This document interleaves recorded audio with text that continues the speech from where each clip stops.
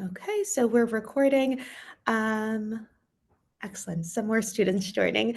So again, I just want to thank Kathleen and Carol, who are both associated with ALC Bridge. This is an event that's brought to you by Lives in Translation here at Rutgers-Newark, and it's the Translation and Interpreting program.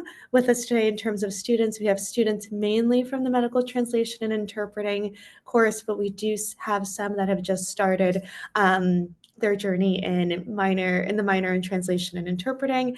And I would actually love to pass it on to Kathleen if you'd like to share about yourself and the incredible work that you share with us every time we meet. Thank you so much, Stephanie. I'm most humbled. Students, my name is Kathleen Diamond, and I have the honor of being the actual chair of ALC Bridge.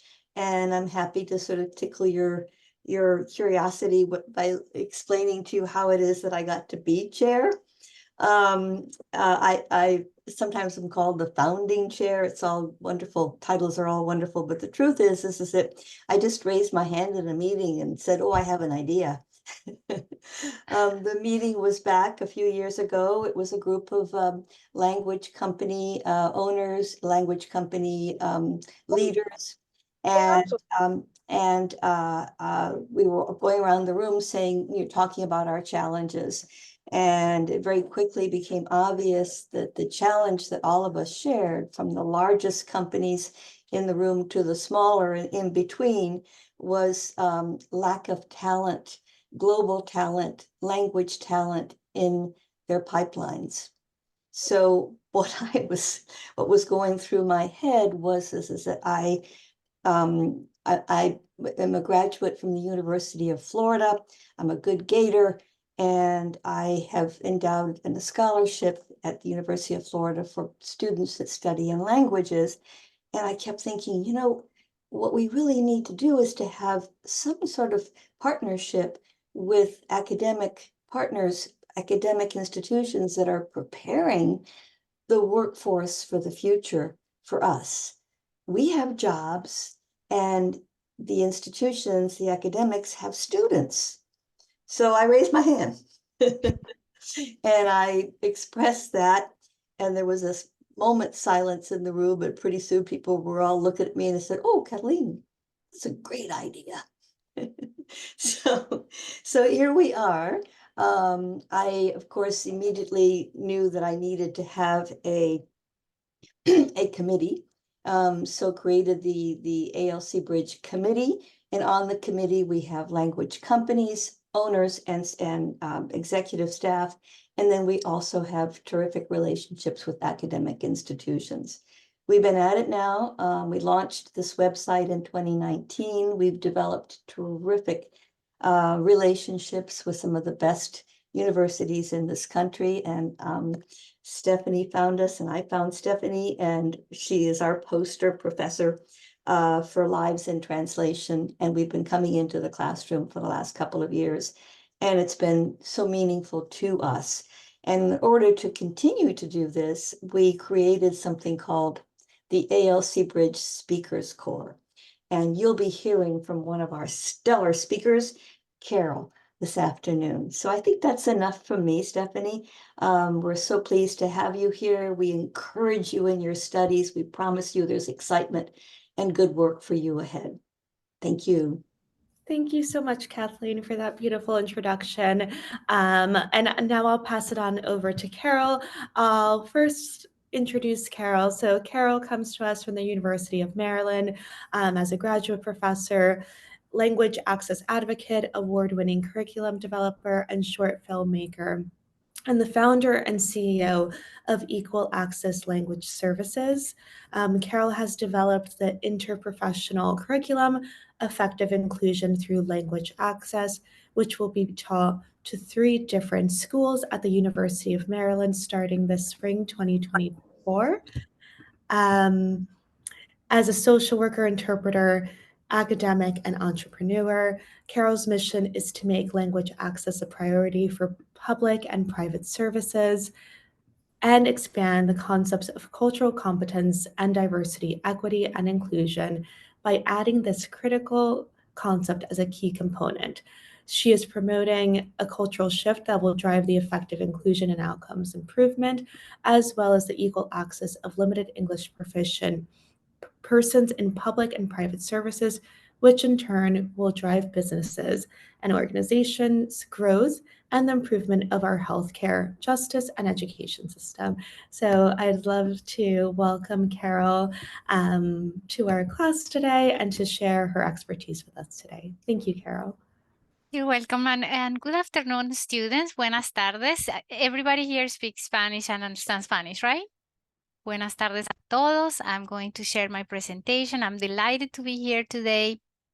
And I just want to say that one small thing, unfortunately, we're not going to be teaching the interprofessional course this semester. Unfortunately, it got postponed, but we hope that is going to come up soon. And I'm going to skip my presentation. I forgot that I had submitted my bio, so I'm going to forward a few of the slides, but I want to tell you a little bit more about more of my personal life, more than the professional. I have a few hobbies that I like to share, and one of them is traveling. I've lived in different countries, and I have been a limited proficient person in some of these countries. For example, I lived in India, where I tried to learn Malayalam, which is a language from the south of India. And it really humbled me to realize how difficult it was to learn a new language as an adult. And this obviously ties into my passion for helping people with limited English proficiency, because it really is not very easy to just jump into a new culture and learn a new language, especially, for example, Malayalam had about 56 different sounds, and I come from an alphabet with only 26, so it was very difficult. I've lived in Spain, South Korea. Korean is my second language, actually. I have forgotten a lot of it because that was the first place I ever lived in, but that was my second language, and then I now live in the United States. I'm also a flamenco dancer. I love flamenco and I love animals. The other part of my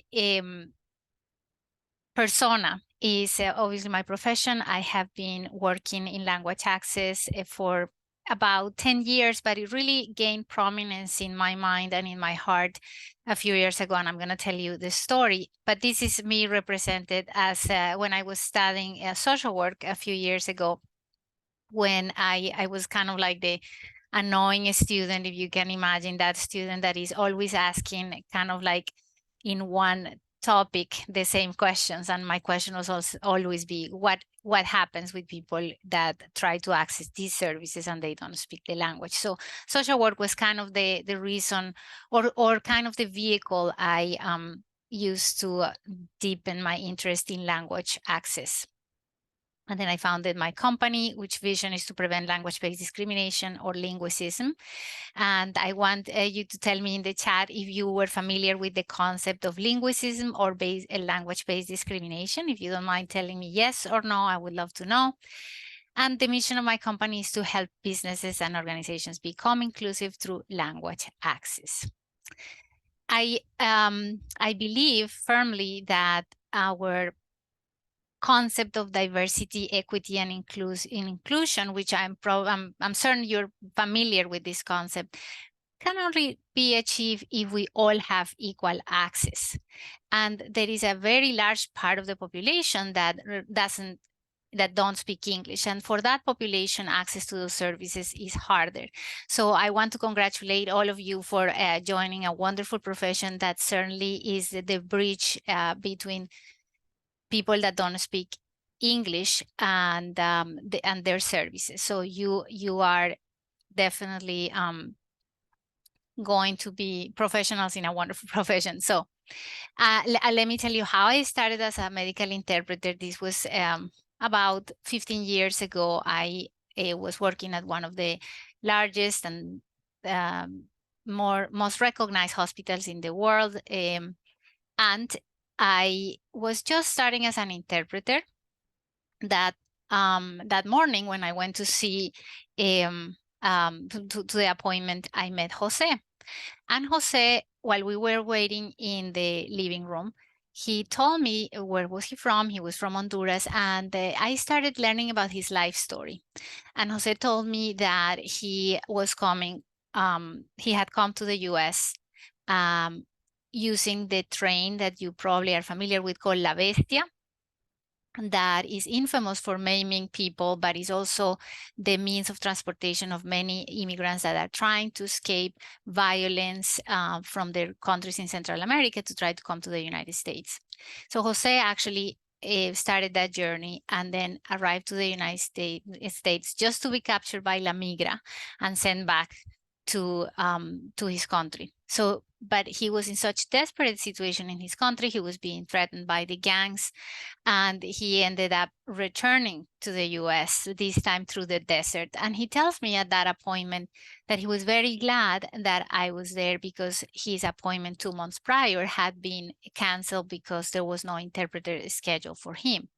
Meanwhile, he is in a bad shape, and he had to wait 2 more months for the appointment. So when we come into the appointment and the doctor sort of delivers bad news about his the potential diagnosis that he had, it really made me feel deeply sad for the state of our hospital. I was like, wait a minute, we are the best hospital in the nation, and we are failing this person by not providing language access on a timely fashion. And it made me think of how many times Jose had been a victim of something, victim of violence, and then, persecution in his country and all that. And I found that our lack of language services 2 months prior was really victimizing him again. So it made me start thinking about how many Joses are out there. And we have in the United States approximately 25.9 million people that are limited English proficient. And for this population, every access to services is a lot harder. And going back to the beginning about diversity, equity, and inclusion, it made me think, how are we actually including this population? It's 9% of the population. In fact, this population is as large as an entire country. The country of North Korea has the same number of members. So can you imagine that language access is not effectively provided to such a large population? And to be honest with you, I have seen even though I have seen a shift in consciousness regarding language access, I can tell you that as of last year, if I interacted with anybody that was not in my immediate network of language companies, and I said, well, I advocate for language access, they would be like, for what? And even though we have those two words, language and access, the concept language access is not something that people will immediately recognize. So it's one of my efforts to bring people to this level of consciousness, if you will, about how important it is, language access. And let me check the chat box and see if there was responses there. There were responses there. I can see it.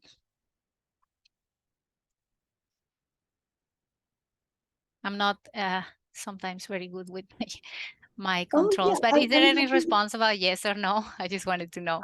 So I would say that everyone that's responded has said no.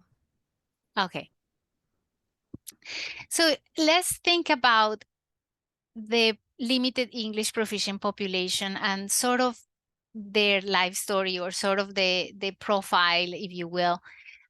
Many are immigrants, right? And immigration is always almost directly correlated with limited English, right?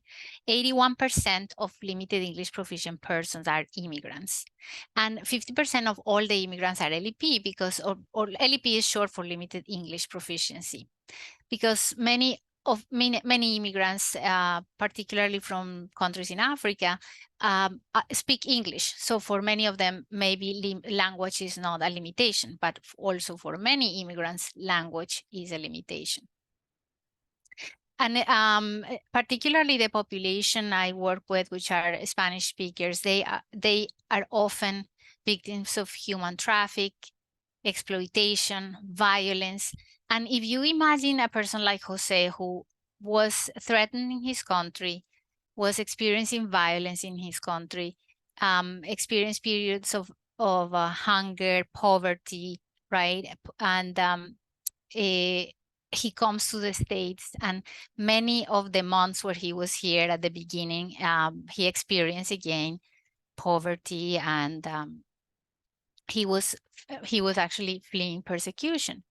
So for us to recognize that background that they bring, we have to be more empathic about that, because when we are in not offering language services, we're really re-victimizing that person in a way, because they don't even have the if you don't offer language, you're not even granting them the right to know what's happening with their own body.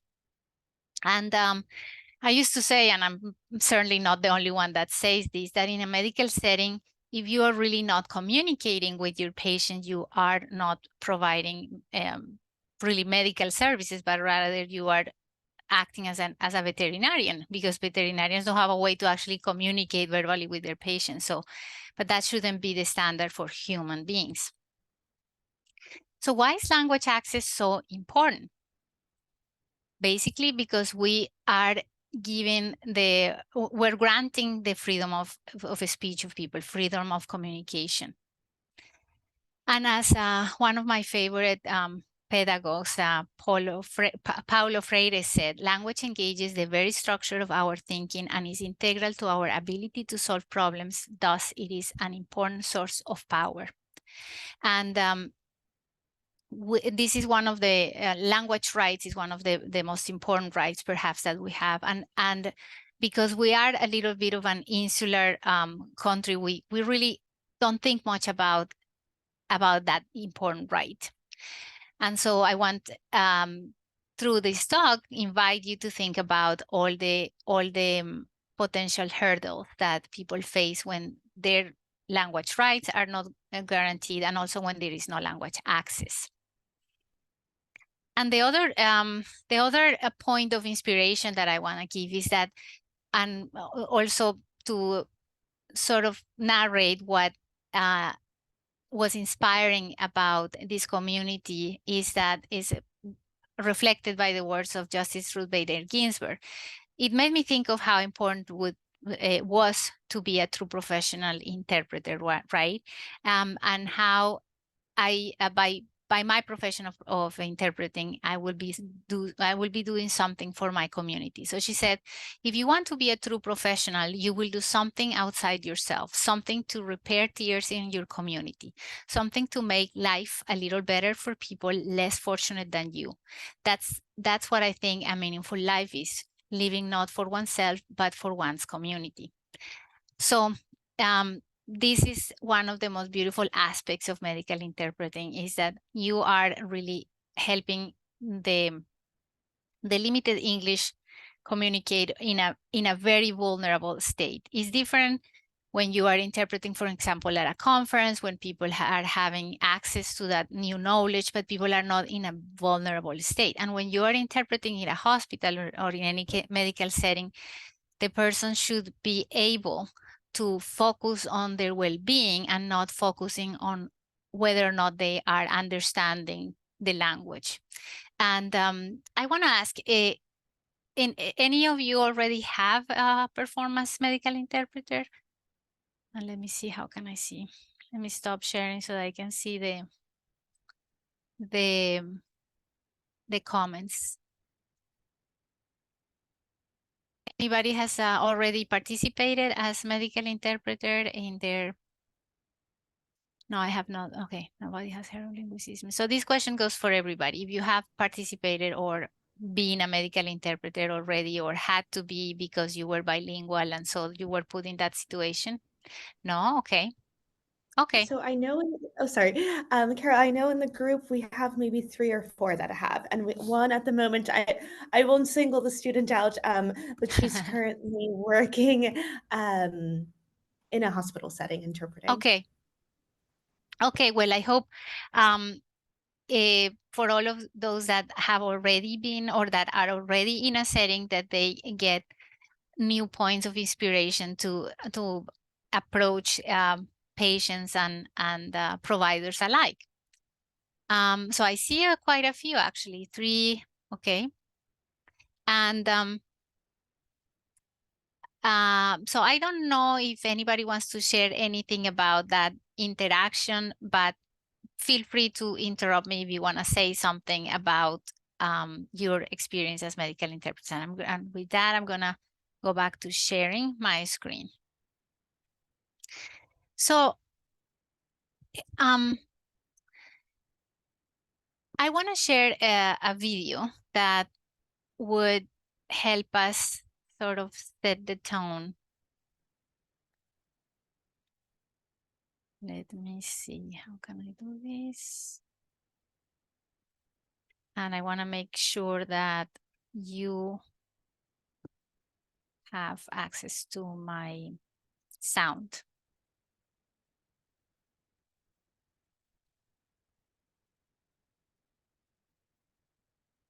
I share the sound. Do you hear that? Okay, so let's play this little movie.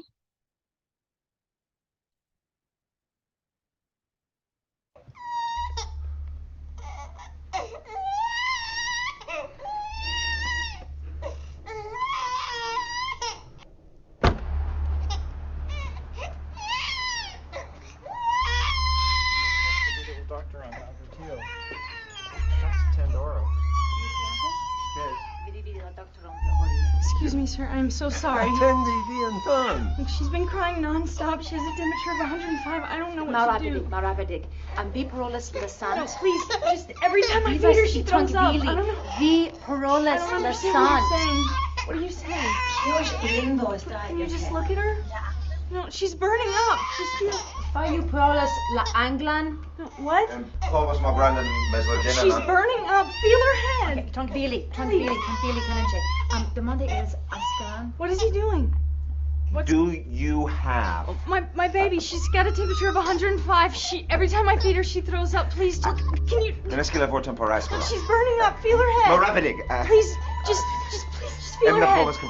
Feel her head. Just someone let me in to see the doctor. No, does anyone understand what I'm saying? Please, someone help me.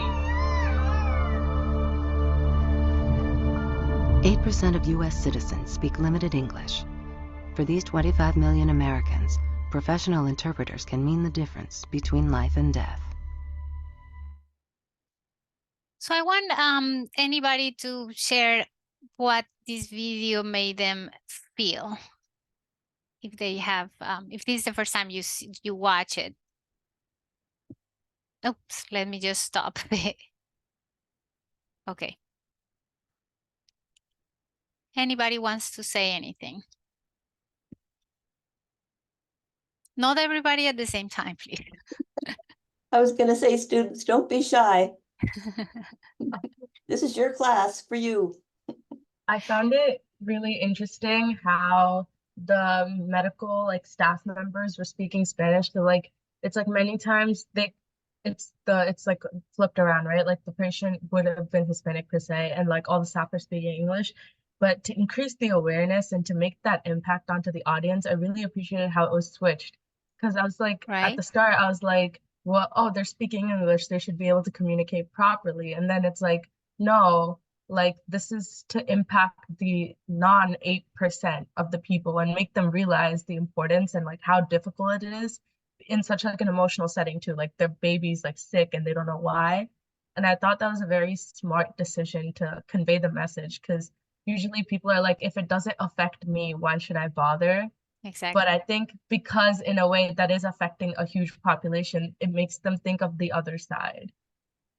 Thank you, Shreya. I think that is a great point. This is why I like that video. It's because it flips the script, right? And by the way, the statistic is 25.9. It has been updated because the video is from 2010 and it is still relevant 14 years later. Wow. So imagine that. Anybody else wants to say anything about the video? I think I saw another hand. Scarlett, did you have your hand up as well?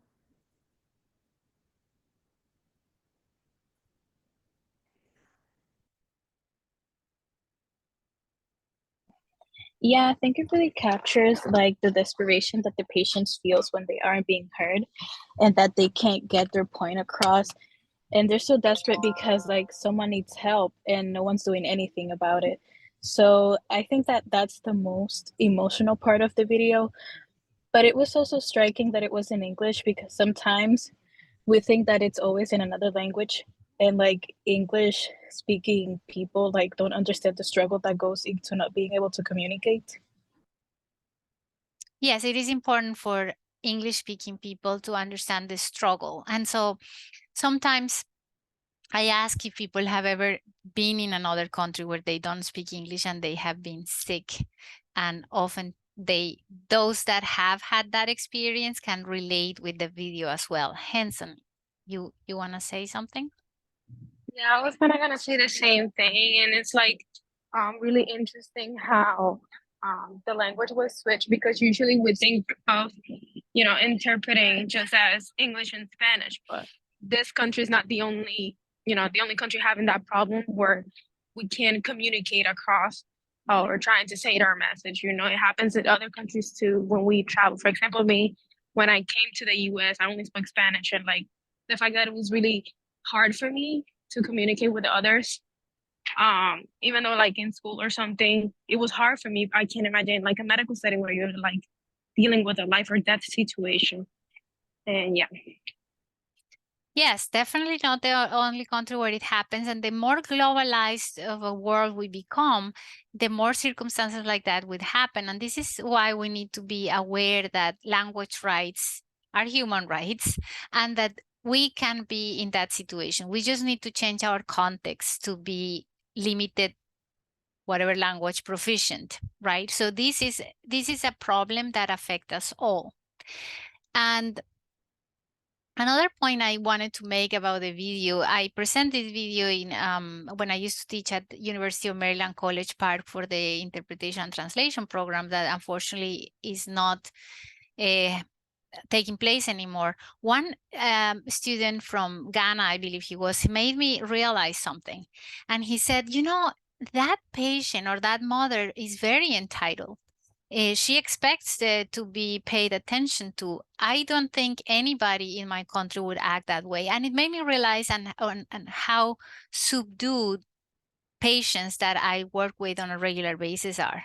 There is no Spanish-speaking patient that would go like, I need some help. Never. Like, I never experienced that. On the contrary, they would be normally shaking their head, whatever the doctor says, even if they don't understand it, but they will not be in an advocacy mode or even on an empowered mode. So this was interesting that this student brought that to my attention because I really think it's much more realistic to have patients that will not act like this lady, So in a sense, the video shows kind of like the privilege that we have as well as English speakers, and I would even say, white woman to demand that they help her, right? But that is actually far from the reality. People, the patients that I have had experience with are way more subdued than that. So going back to one of the points that were made here about how important is our health, really our health is our most important asset, right? So it is particularly important that we as medical interpreters understand the relevance of having an effective communication. And a lot of our providers don't really understand the concept of effective communication. You would probably have the experience of doctors saying, oh, he understands English. And his idea of the patient understanding English is based on the fact that the patient is nodding or that he said good morning in English. And they never go into detail to see how well they understand English. So words can kill, actually. And if we go to a case that happened in the 80s, there was a man called Willie Ramirez in Florida, and he was a young athlete. Actually, he came to the hospital, and he said he thought he was intoxicado. which was mistranslated by a non-professional as intoxicated. So the course of action and for that patient was to put them in observation. Nobody paid much attention to him basically because he was young, he was Cuban, and probably he was just drinking too much, right? So a lot of things happen in that moment. The bias is about young people drinking and also Hispanics drinking. So the doctor sort of dismissed that case and set him aside. And it turned out that he was having the impact of an aneurysm, and because a lot of time passed before they went back to check on him, he ended up having the impact of having that aneurysm was that he became quadriplegic. And the family sued the hospital, and the hospital ended up settling for $71 million, which will never give this young person back his ability to move. See, he was unable to move from the neck down, and it was they blame that little word as the culprit for his new situation, life situation. So really in healthcare, communication is the most important diagnostic tool.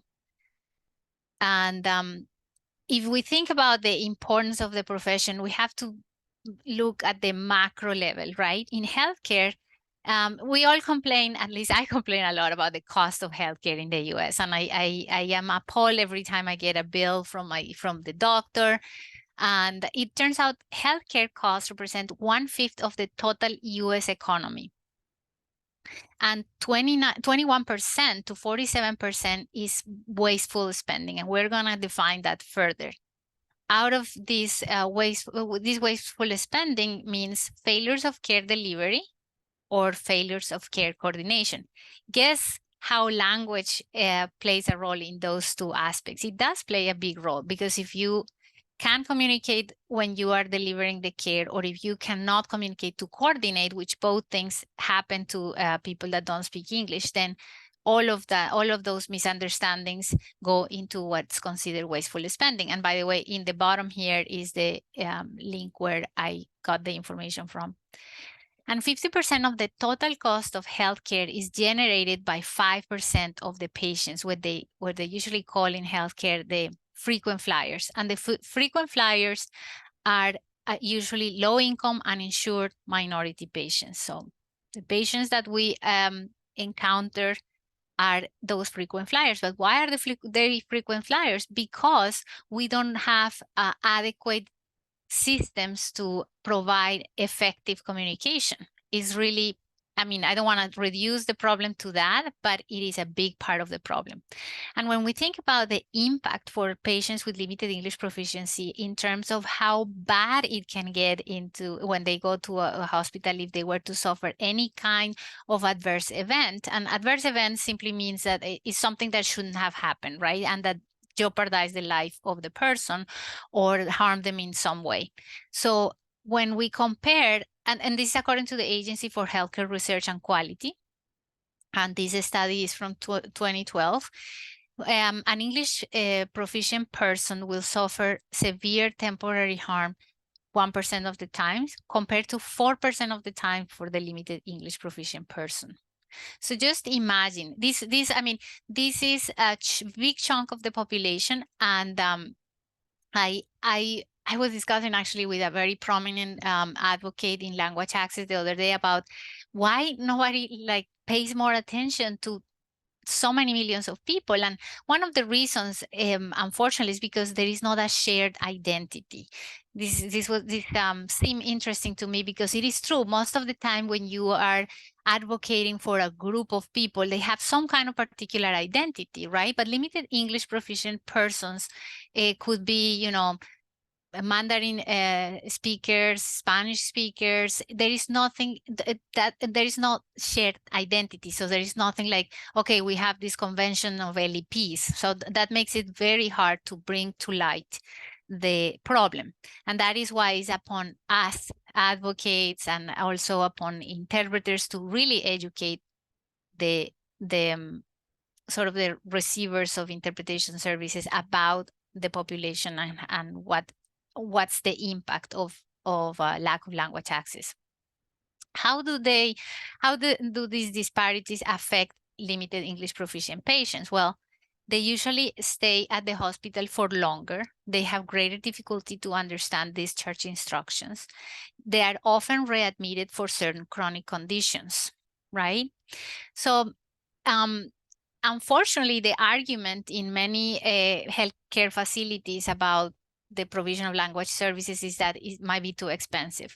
And I actually wouldn't even say only the hospitals. A lot of people is like, oh no, it's too expensive. And so that is sort of one of the arguments. And it turns out that if they prevented all of this length of stay, also or having patients being readmitted, they would save money as well, or much more than if they simply don't provide language services. So in other words, if they budget adequately for language services, they would have better outcomes.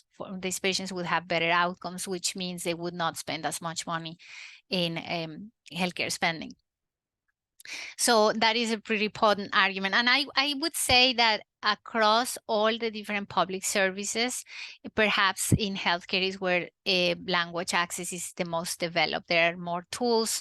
There is more unification across the country in terms of the common understanding that hospitals have to provide language services to patients with limited English proficiency. Just to check another study on how language impacts healthcare, this study was about, was to compare, the purpose was comparing what would happen in an encounter between a limited English proficient and a doctor if they use a professional interpreter or if they use an ad hoc interpreting, meaning a bilingual person that performed as interpreter but was not a professional interpreter, and then what were the results if they just communicate like by signing or in a limited fashion. And they tested 57 encounters, 20 with professional interpreters, 27 with ad hoc interpreters, and 10 with no interpreters. In all of those encounters, they were 1,884 interpreter errors, 18% of which had potential clinical consequences.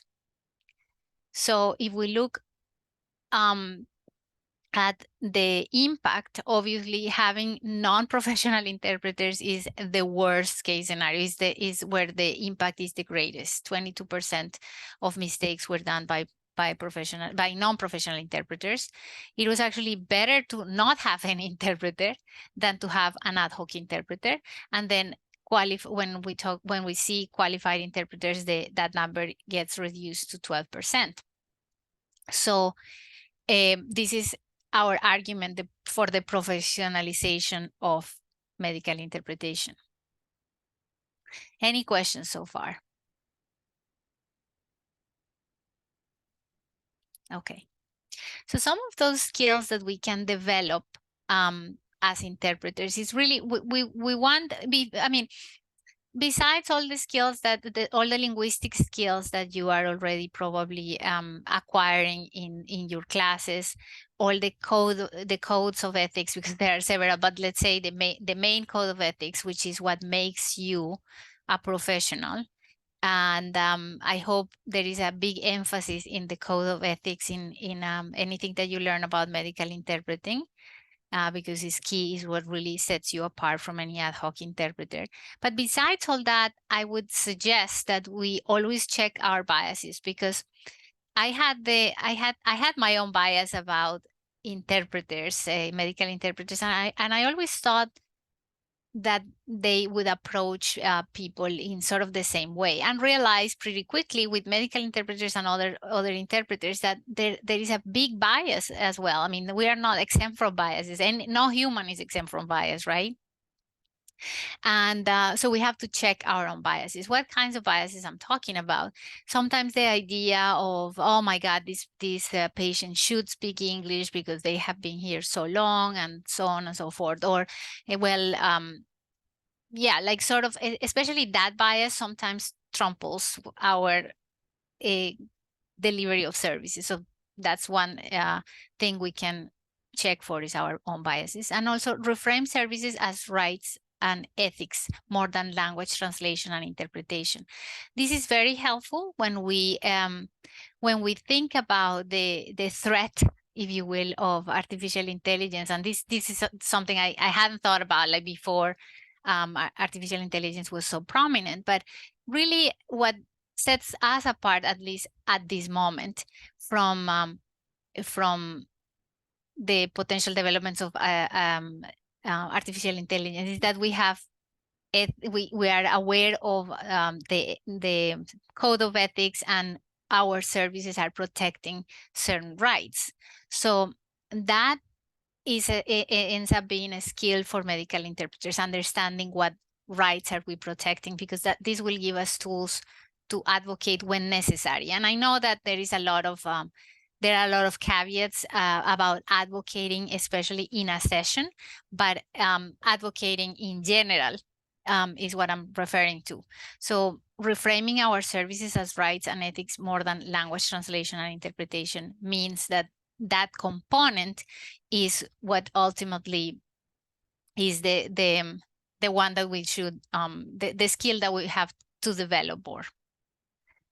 And incorporate, and what I would suggest that we do to really emphasize that is incorporating a line about the right to effective communication and language access whenever you are doing your pre-session. So I'm not sure how your curriculum is, but do you have a pre-session, or do you learn what are you supposed to say during the pre-session in your interpreting class? And maybe Stephanie, I can ask you that. Do they learn about the pre-session Yeah, so the first thing that we'll have them do is do their introduction. Big part of it there is versus the students saying, I'm here to interpret for, let's say, the LEP person. I always say it's so important to say we're interpreting for the patient and for the physician. Mm-hmm. So it's not simply, the one that needs, let's say, the communication is the patient. No, we need it to be the physician as well. So we do that. And then there's a bit of practice back and forth. And then their first session is done through an online portal that then I have access to do the assessment.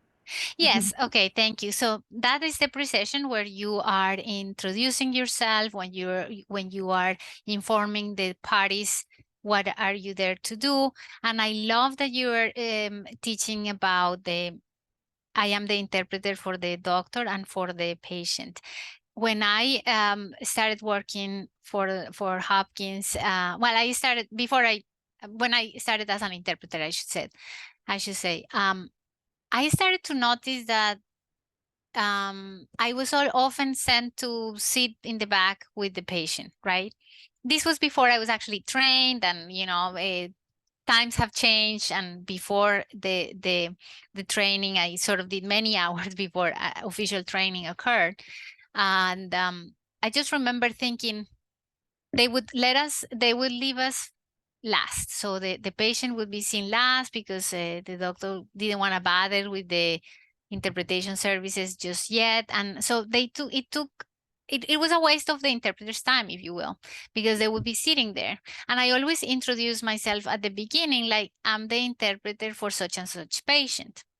And then I remember thinking, like, that's a mistake, because first of all, they put us on the corner. They don't want to deal with us. It was very dismissive, the kind of treatment that we received.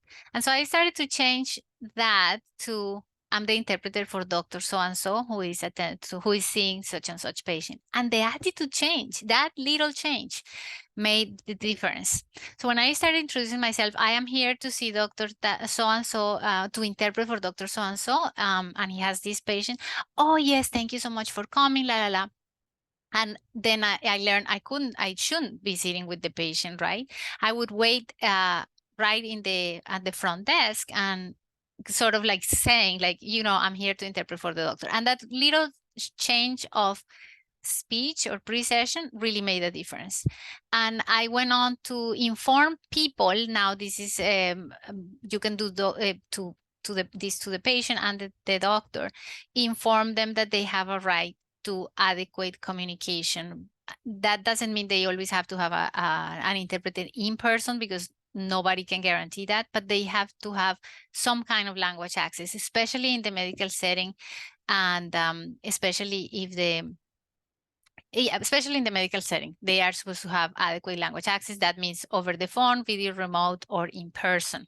So I remember I had a lot of pushback when I started proposing that we actually inform the patients, because people feel afraid of informing people about their rights. But I am of the belief that if this is a right and that it should be protected, we should inform people about that. And I don't think people are as afraid anymore of telling patients about that right that they have. And also, on the flip side, the doctor has also every right, or even other providers have every right, to understand their patient, because they need to care for that patient. And I have been in situations where actually I have to remind the doctor, who doesn't want to offend the patient, that they have a right to understand, because sometimes patients refuse to have interpreters and their language skills are not up to par, and the doctor is having trouble understanding them. So I remind them, remember that you also have a right to an interpreter. And then they sort of inform the patient, okay, I prefer to use the interpreter, and that solves the thing. So that is some skill that you can gain, is to inform people about that whenever you do the pre-session, and inform both parties. And then get familiar with the language access laws. That's very useful too. And I'm gonna do a flip here, because I want to talk a little bit about the language access laws. I realize we don't have a lot of time, so I want to go over some of these laws. So let me move my presentation a bit. And probably you are familiar about these laws from your class. Is that right, Stephanie? Or have they learned about some of these laws already? Some of them, yes, but not all of them. We'll be doing it after the spring break coming up. Oh, good. Okay. So you will go in more detail, but there are actually language access. I wouldn't call it laws, because laws gives the idea that there are some kind of strong laws in the US. And unfortunately, we don't have strong laws, but we have a few regulations that help with the provision of language services. The most important one is Title VI, that says that, I'm gonna move my screen here, that says that no person in the United States shall, on the grounds of race, color, or national origin, be excluded from participation in, be denied the benefits of, or be subjected to discrimination under any program or activity receiving federal financial assistance. So this is the sort of the overarching law, if you will, that protects people with limited English proficiency. And and language here is not even mentioned, right? But is a proxy for national origin. So the protection under national origin are that if the program is receiving any kind of federal funding, directly or indirectly, they are supposed to not discriminate on the basis of national origin, and therefore for people that speak other languages than English, they have to provide some kind of language access services. And then after Title VI, there was the Executive Order 13166, that is improving access to services for persons with limited English proficiency, and provide meaningful access. So meaningful access. So this executive order helps implement Title VI of the Civil Rights Act by telling particularly all the federal funds recipients how to implement language access as it applies to them. So, for example, it made distinctions as far as, is your service urgent? Do you have a big population around you that don't speak English? And if it's urgent and you have a large population, let's say of Spanish speakers, and your your service is essential, then you should probably have an in-person Spanish interpreter or several, depending on the size of the population, right? If you're a hospital, the demand of the language access services that you're providing is going to be more strenuous than if you are receiving federal funds because you are a zoo, for example, who, you know, or a state park. No, I'm sorry, a federal park. They, of course, will have to provide meaningful access, but in their case, meaningful access means something different, right? So they might have to have brochures in different languages, but they might not have to have access to a live interpreter, for example. So executive order will make these distinctions. And then there are other laws, like, for example, executive order. This is a new one, 13985, that says advance equity through identifying and addressing barriers to equal opportunity that underserved communities may face due to government policies and programs. So language access is also part of this executive order, sort of tangentially. Anyhow, and I have more. I have actually brought this tool that we created in our company. You can download it using that QR code, and every single law right now in healthcare is here. So you can have a little like cheat sheet for, I struggle a lot with that word, cheat sheet. I have to be careful not to say it wrong. And but this is a good tool where you can get all of the different laws and even the history of how they came to be on the lower corner. Also provisions on language rights, or not provision, but statements on language rights as human rights, and on the right, how to offer language access effectively. That doesn't necessarily apply to you, but it might apply to any person or any organization that you're trying to educate on this. And I also put tips. Well, the tool, I try to make it as useful as possible for everybody. So in the lower right corner, you have how to recruit professional interpreters to bridge the language gap. In other words, how do we really know that the person that is going to perform the interpretation services is trained as a professional interpreter? And with that, I would like to ask if anybody has any questions. I think I'm up to my limit here, 3:30, and this is going to be my last slide. I believe that language access should be to diversity, equity, and inclusion concept and plan what hand sanitizers are to COVID prevention campaigns. I mean, we should not, my dream is that at some point in our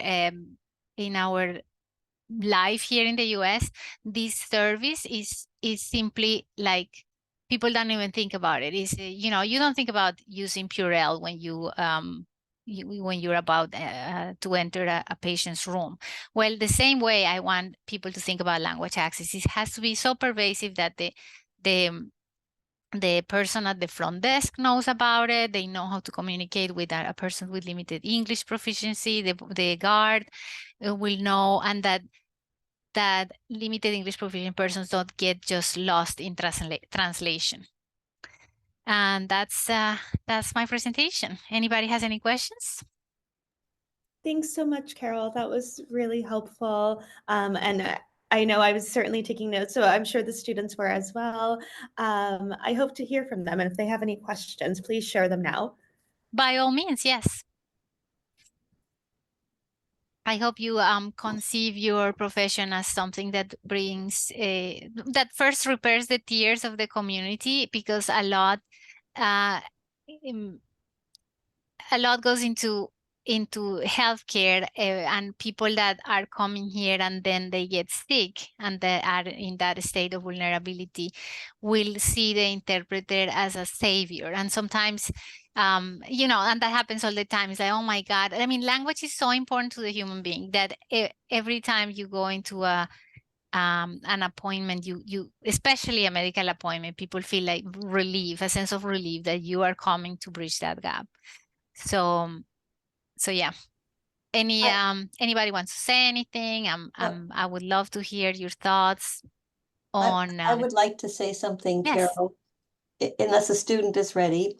While students are thinking, I just would like to personally thank you for this amazing presentation. Thank you. I hope that you students can see that there's plenty of room for you using your language and using your professionalism and joining this incredible language services industry, as we refer to it. And we very much appreciate the opportunity to have spent some time with you this afternoon. Thank you, Carol. Thank you, Stephanie.